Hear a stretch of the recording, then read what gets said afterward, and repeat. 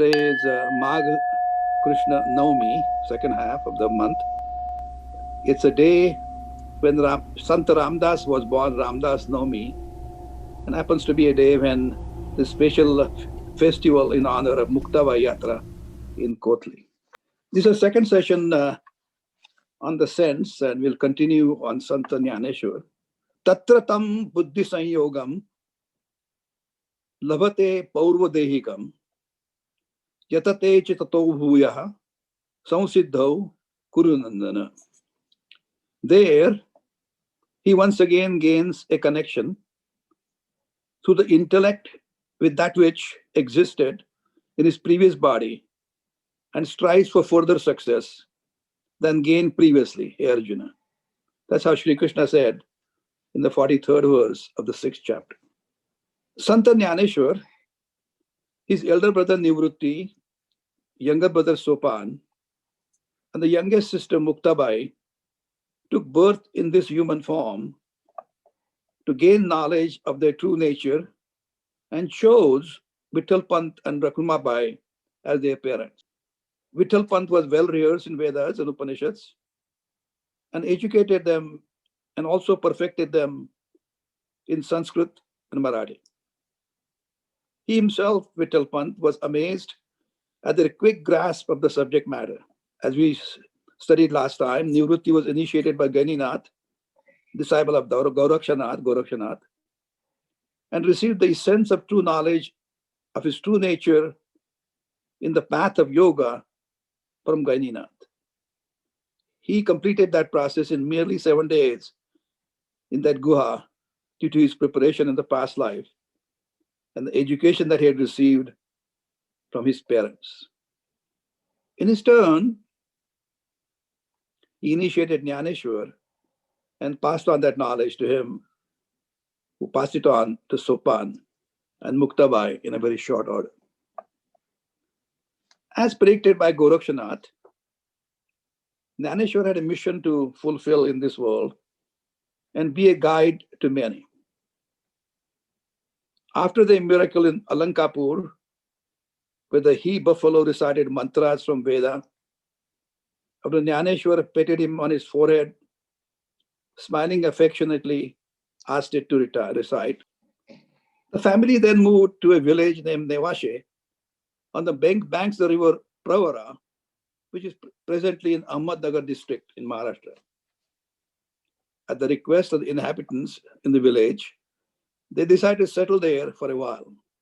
And that's where we concluded our last session. Here in the Shiva temple, enlightened Gyaneshwar gave his discourses on Bhagavad Gita in the form of poetry, not just prose, but in poetry, not in Sanskrit, as was the custom in those times, but instead in the native language of Marathi, so that the average person could fully grasp the profound knowledge and wisdom in those teachings, which came down directly from Bhagwan Shri Krishna. Remember, as we studied earlier, Gyaneshwar's spiritual heritage, as he himself describes in Gyaneshwari, is Shiva, Shakti, Matsendranath, Gorakshanath, Ganinath, Nivrutti, and then himself. He read those writings written by these scholars, but also in addition, he had a chance to study the writings of Shankaracharya and Ramanuja and Shankara. He explained Lord Sri Krishna's immortal song in Marathi, dressing it in amazing imagery that touched the hearts of simple folks. It was an unforgettable sight, as the people describe. The crowds of young and old, men, women, and children, sitting spellbound in that little Shiva temple, mesmerized with the sweet words of a young boy in his early teens. Let me set the scene. If you see, here is a granite pillar.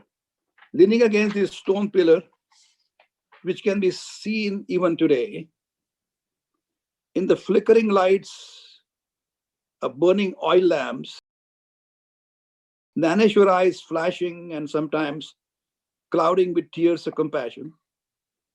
He deeply touched his audience as he unraveled the mysteries and truths shared by the universal teacher, Jagadguru Sri Krishna. It's amazing to see no one seem inclined to leave his presence on any day. Scholars as well as average folks found their doubts cleared. He named his book of 9,000 OVs as Bhavartha Deepika, which means one that shines the light on the inner meaning, that means his own soul. He completed that when he was merely 14-year-old. Here is a picture of Gyaneshwar done by the famous painter Mulgaonkar. It has been reported that a man named Satchidananda, the individual that Jnanadeva had brought back to life, after taking pity on his grieving widow, he said to his dead body that was being carried by the mourners, a name as true and pure as Satchidananda, eternal consciousness and bliss, just cannot die. Therefore, O Satchidananda, do arise. The man lived for many years after that incident and was deeply devoted to Gyaneshwar. It's amazing. It was he, in fact, who wrote down the Gyaneshwari as the young saint Gyaneshwar went on reciting it. Meanwhile, at Alankapur, presently known as Alandi, the fame of Gyaneshwar and his brothers and sisters spread wide and far. And the people in that town of Alandi, repented bitterly for the ill treatment they had meted out to these youngsters. Therefore, Gyaneshwars, sensing their feelings from a distance, decided to return back to Alandi. There was a great celebration in Alandi on their arrival, a place of their birth. Naturally, there was a sorrow and gloom in Nevashe, the place they decided to leave. At this time in the history, there had not been any Muslim invasions, and the society was blessed with several enlightened individual saints, such as Nama, the son of a tailor. He was older to Nivrutti by 3 years, older than 5 years to Nyandev, 7 years to Sopan, 9 years to Muktabai. Of course, there was Gora Kumbhar, Narahari Sonar, goldsmith, Chokha Mela and his wife, so-called outcast, Satamali gardener, Janabai, a maid servant, and many other enlightened people, as we mentioned in our previous discussions. They formed themselves into a group called Varkaris, that means the pilgrims, or Vithala Sampradaya. They were always on an incessant pilgrimage of life, the goal of which was the complete immersion of themselves in the sea of bliss, it was God. Jnanadeva, on his return from Nevashe, met these extraordinary devotees whose touching verses of pure devotion still echo throughout the region. And these people made Jnanadev as their leader. Varkaris made no distinction between Shiva and Vishnu, between Brahmins and outcasts. The key to the sanctum of God was plain and simple: love for Panduranga Vittala and love for all devotees. They continued their chores while singing Jai Hari Vittala Vittala, Panduranga Vittala Vittala. Would go on all day long. Even when they worked in their personal professions, that is what they would be singing all the time. All these people, all these individuals of different ages, different castes, different backgrounds, had a clear vision of unity in diversity, of reality expressed in universal oneness through love. Such unalloyed love of God was completely free from selfishness and pride, since it sprang naturally from their purified hearts. They were simply humble, bowed down to all, embrace whosoever repeated the sacred name of Lord. I'm sorry, I'm going to speak in Marathi, but you'll understand it. Galin lotangana vandina charana, dolani pahina rupa tuze, preme alangina anande pujana, bhave olalina mane nama. So that basically, I'll bow down to you, I'll touch your feet and pray to them, I'll love to see your face, I'll give you a big hug with love, and I'll continue to pray you all my life. And that's how the relationship was among these people. 80 of Namdev's abhangs are found a place in Guru Granth Sahib up north, just as Santa Gorakumbar is often quoted in Kannada, Tamil, and Malayalam literature. Gyaneshwar spoke in a very clear, simple, and realistic language. He showed the greatest regard to his Guru. As Professor Rambachan, every time he speaks, he always talking about the Guru and says that he's inspired by his teachings. This is the way he described Gyaneshwar. He said, without implicit faith in Guru, one achieves nothing. The Guru resides within one's heart like a fixed star where one worships him incessantly. So when the sun of realization arises, the enlightened disciple fills his basket with innumerable flowers of pure devotion and worships Guru with them. The spiritual teacher, he continued, is like a spring to the garden of self-realization of the aspirant. And though formless, is the form of mercy incarnate in that Guru. Guru and his love for the disciple just cannot be described. How can one express through the words the knowledge and feelings of the ultimate oneness? It is beyond the words and description, said Jnanadeva. Just like a puppet made of salt which becomes absorbed and disappears when immersed in a vessel of water. Gyaneshwar expresses his intense feelings of oneness, of peace in pure state of universal harmony, freed from hackles of selfishness and as one with the nature. He describes, I'm just translating from the Ovids, he describes how his sensibilities blend immediately with the sweet murmur of the brook, the fleeting shadow of the clouds, and the gentle breeze that he does not even cross. Because he is concerned, he does not even cross a stream, running water, for a fear of breaking its serenity. He moves slowly as a crane treads the surface of the water lightly. Or he describes another Ovi as a bee tenderly alights on a lotus, lest its movement spill the pollen. He considers everything in the nature as a lie and walks on the ground softly, as if by compassion. The road is a path of compassion, and the direction is that of love, he would say.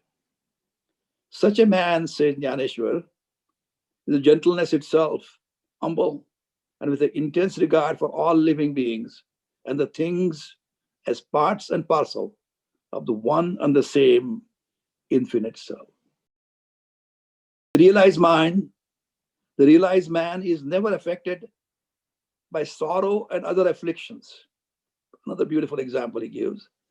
Like the great boundless ocean, he can find room for rivers of grief without being disturbed by them.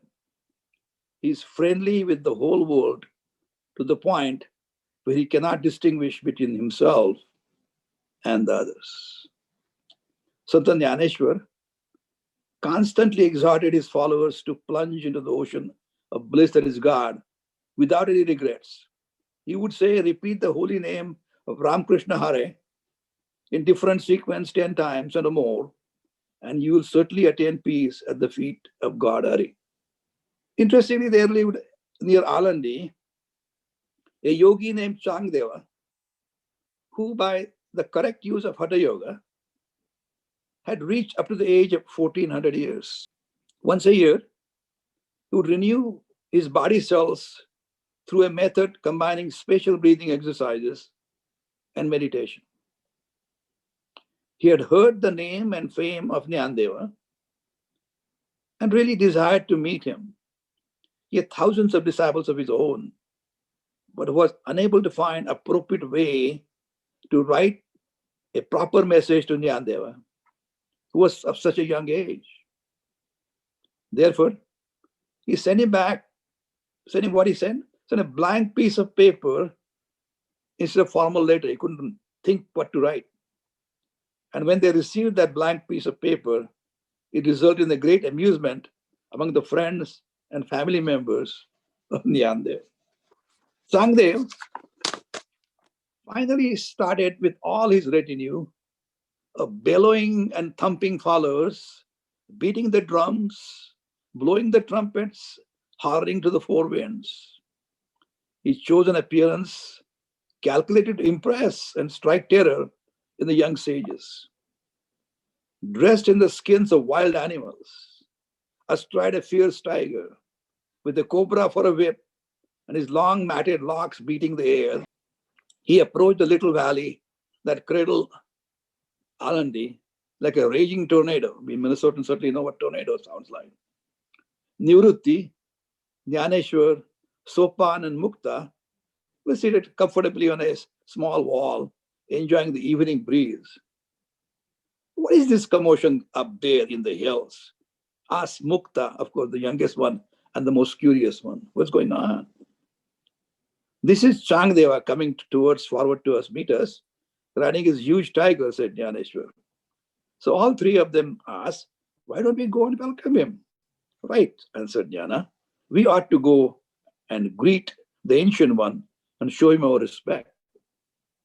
So saying, Gyaneshwar just patted the wall with his hand and ordered it gently, come on, O wall, rise and carry us towards the yogi. The crowds accompanying Changdeva fell absolutely silent in amazement as they saw four small figures riding a brick wall descending from the skies. Changdeva hurriedly got down from the tiger, and Nyandev, as Gyaneshwar walked towards him with folded hands, Changdeva threw himself at his feet, drenching them with his tears, and he said, alas, he cried in agony, I've been a fool. I've been a total fool. Though I've lived for 1400 years, I've achieved nothing. The only power I have is in living things, whereas you, Gyaneshwar, at such a young age, are already an accomplished yogi who masters and controls even an inert matter. Instead of seeking the truth of self-realization, which is the goal of mankind, I've wasted such a long time in trifles, just simple yogic powers. Having heard these words, Gyaneshwar's eyes were moist with compassion, and he comforted the old soul with kind words. And there and then he composed 65 verses instructing Changdev, and that's known as Changdev Pasishti, about the search after the truth which he had not obtained. Suggested that take Mukta as your teacher. So Muktabai became his guru and taught him true renunciation and how to rise above the differentiations of name and form. Changdeva dismissed his thousands of disciples and became a child to a child guru. What Muktabai taught him, speak words of silence. In divine ecstasy, you hear the beginningless sound and the mind gets regulated by the thread of breath, and then you enjoy a state which goes far beyond deep sleep and consciousness. Muktabai's poetry of 41 Abhangas is one of the gems of Marathi literature. Changdeva was fortunate indeed to sit at the feet of these four saints. He compared them in touching words. Nyandeva drinks in full the essence of pearls. मोतियाचे पाणी रांजण भरिला, pot भरुनी प्याला Gyandev. Nivruti holds in his hands the shade of clouds. अभ्राची सावली धरोनी हाती, गेलासे एकांती निवृत्ती देव. सोपान wears the garland of fragrance. पुष्पाचा परिमळ वेगळा काढला, तो हार लईला सोपान देव. And Muktabai cooks diamonds for supper. हिऱ्याच्या घुगऱ्या जेवण जेवली, पोट भरून निघाली Muktabai. And the secret of all four comes into my hand. चौघांचे वर्म आले हाते असा, वटेश्वर स्वतः ते Thale. That's a beautiful words from Changdev. He is totally satisfied that even though Muktabai is official guru, all the other three siblings were there too. Visarva Khechar was an elderly man who disbelieved in Gyaneshwar since he was such a young kid.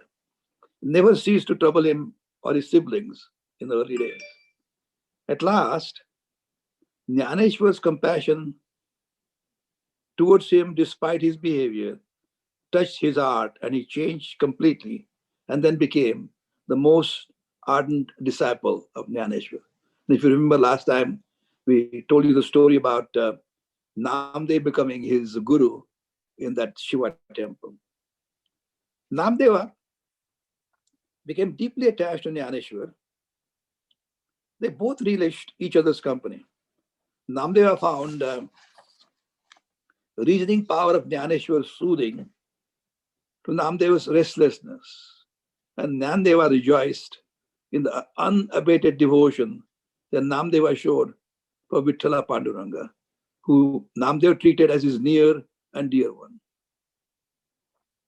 Both of them left finally for pilgrimage to the north. And as soon as they said they're going to go, many other Varkaris and other people joined them as well.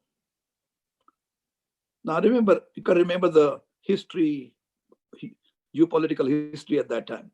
By this time, the king Ramdev Rao of Devnagar, his grandfather was a powerful emperor, and under his power, the entire Karnataka, entire Maharashtra, Gujarat, Madhya Pradesh, all the way north of Vindhyas was owned by them all the way up to Rajasthan.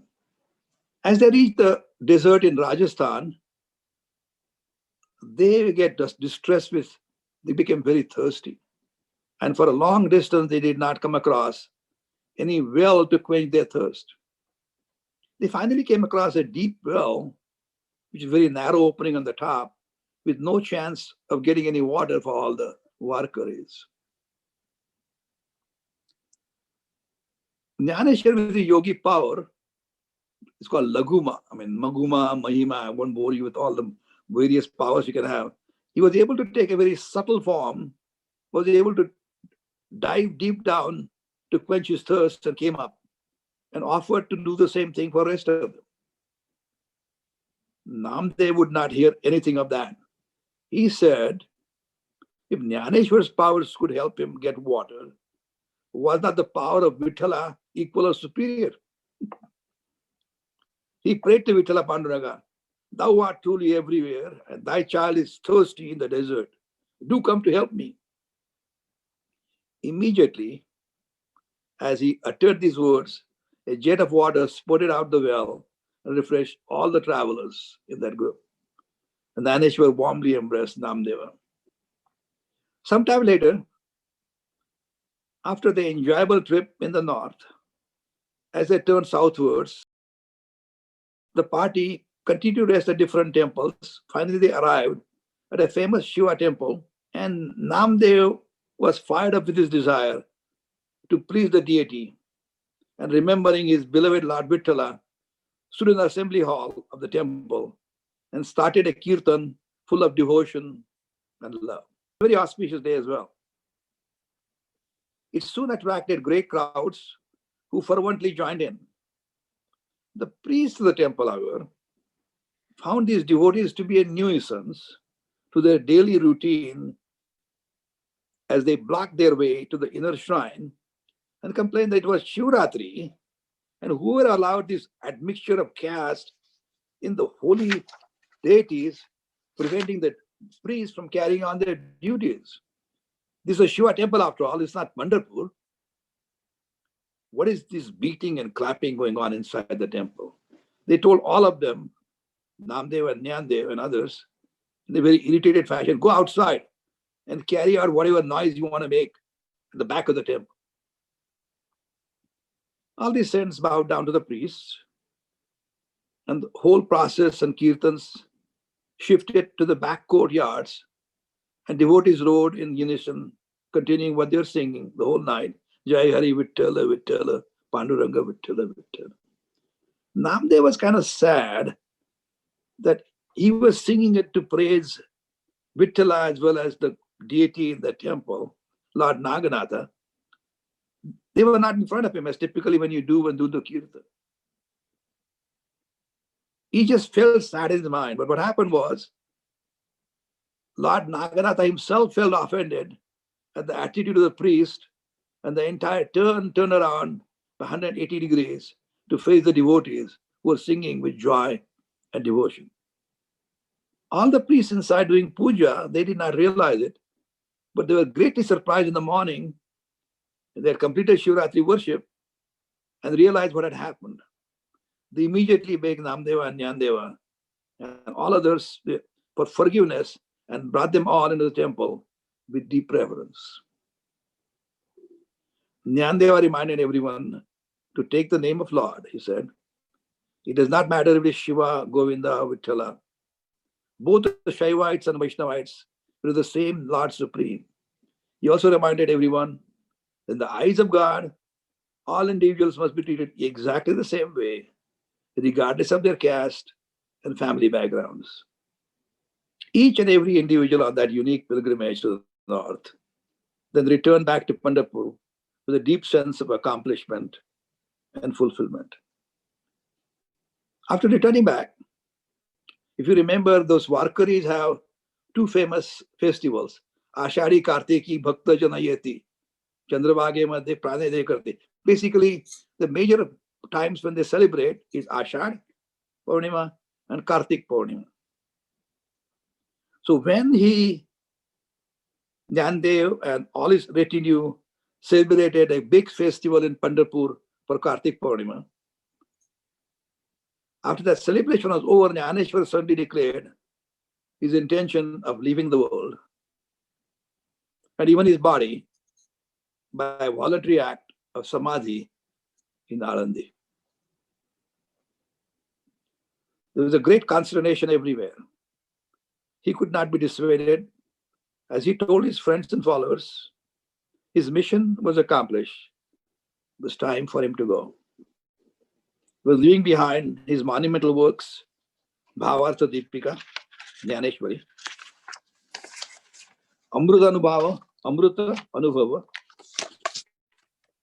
Haripat, Sangde Pashishti, and countless many other abhangas. Most reluctantly, the crowds of saints and devotees followed this young sage finally to Alandi, causing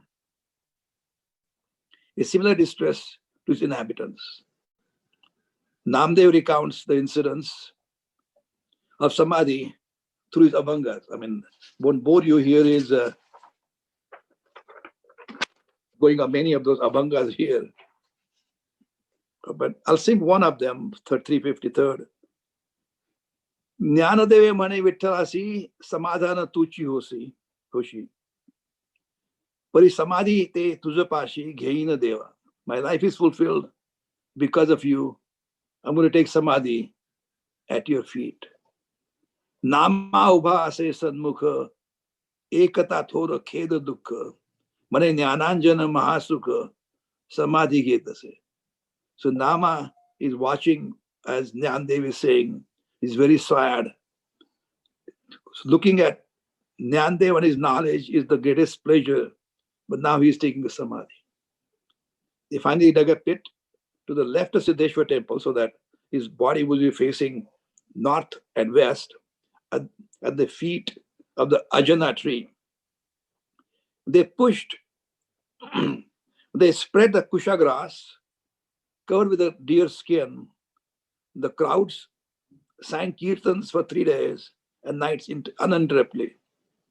The valley resounded with the tunes of Jai Hari Vittala, Jai Hari Vittala, Panduranga Vittala, Vittala, Vittala. And continued. Gyaneshwar, having bathed in the Chindrayani river, dressed in saffron cloths, his curls playing around his serene face, as if trying to distract him from his resolve, smiling lovingly, prostrated himself first to his guru, Nivrutti, and then before all. Forgive me, my friends, if I offended any one of you, kindly grant me the permission to go. With the tears streaming down their faces, the villagers approached him and applied auspicious marks on his body, garlanded him with fragrant blossoms of flowers. Sobbing bitterly, they sought his blessings and parting words. Mukta, Sopan, and Namdeva felt like a forsaken orphans, and ancient yogi Changdeva wept like a child. Gyaneshwar consoled them, each and every one of them, with sweet words, full of affection, and asked them to rely entirely on Vittala Panduranga. Let him be your support, grieve not. So saying this, he slowly descended the steps to the bottom of the pit, saluted the 10 directions, and praying silently. He sat cross-legged, his hands resting on his knees in Jnana Mudra, and his eyes fixed upwards. He plunged into deep concentration. And he was Jnanadeva, I'm seeing a OV at that time, Jnanadeva Ghetale Dhyana, Hridayi Dharoniya Dhyana, Samadhi Baisala Nirvana, Katha Kirtana Karidasa. Just he was doing Kirtan, he was doing it. The final Samadhi went through stage by stage. He sat down in Jnana Mudra, continued to draw his life breaths stage by stage, and discarded his body in the process. The final Samadhi set in, and Gyaneshwar's soul moved past the last obstacle in the Brahma Andhra at the top of his head and merged blissfully into the infinite. All who assembled cried in unison, Jai Jai Shri Gyaneshwar, rained flowers on him, prostrated themselves for the last time, with their heads bowed in grief. The men heaved a heavy slab over the cave's orifice and sealed it forever. This is how this amazing sage Gyaneshwar, at the age of 21, left this world on the 13th day of the dark fortnight of Kartika, Kartik Krishna Trayodasi, having fully enlightened many and having guided thousands on the path of God realization. 300 years later, thanks to Sant Ekanath, the original manuscript of Bhavartha Dipika was recovered.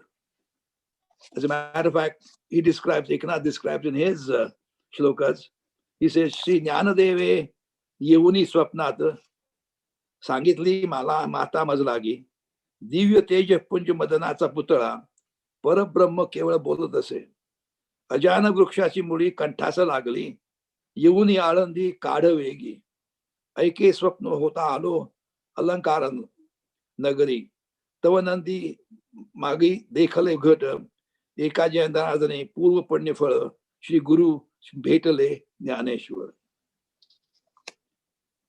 So he did find Bhavartha Dipika, he recovered it, edited it, damaged pages were adjusted, and that's exactly Eknath built a temple where Sant Gyaneshwar's Samadhi still exists in front of the Murti of Vittal Rakhmai. You can see it here.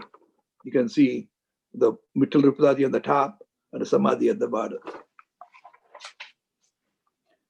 Within 1.5 years after that, Sopan, Muktabai, Nirutti, and Sangdeva followed Jnandeva's example in that order and left this world for the peace, having been enlightened in their human existence.